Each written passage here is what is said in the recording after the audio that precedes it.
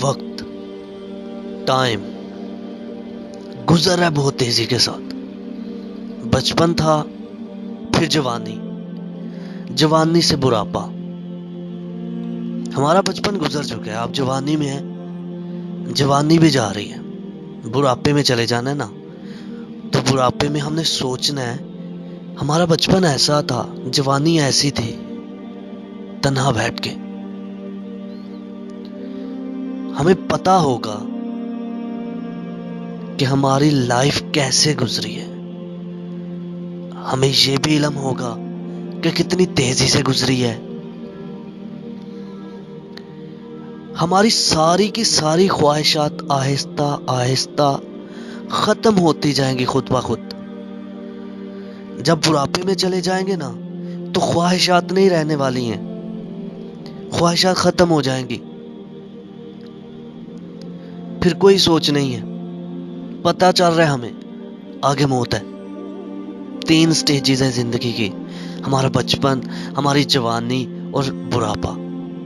بڑھاپے میں آگے ہیں تو مطلب اگلی سٹیج جو ہے وہ یہ ہے کہ موت ہے. اور پھر اللہ تعالیٰ فرماتا ہے کہ میں رفتہ رفتہ تمہاری ساری خواہشات سمیٹ لوں گا. تو بڑھاپے میں جب آئے نا تو ساری خواہشات ختم ہوتی جا رہی ہیں. ہماری خواہشات اتنی ختم ہو گئی ہیں کہ اب سوچ ہی نہیں ہے دنیا کی، آگے کی فکر ہے. تو ہم نے ایسا کیوں نہیں کیا کہ اپنی جوانی میں فکر کرتے، جوانی میں سوچتے آخرت کے بارے میں کیا ہونے والا ہے. اور کسی نے کیا خوب لکھا ہے، اور پھر ایک وقت ایسا آتا ہے کہ انسان کی ساری خواہشات ختم ہو جاتی ہیں اور انسان سوچتا ہے کہ اب وہی ہو جو خدا چاہتا ہے.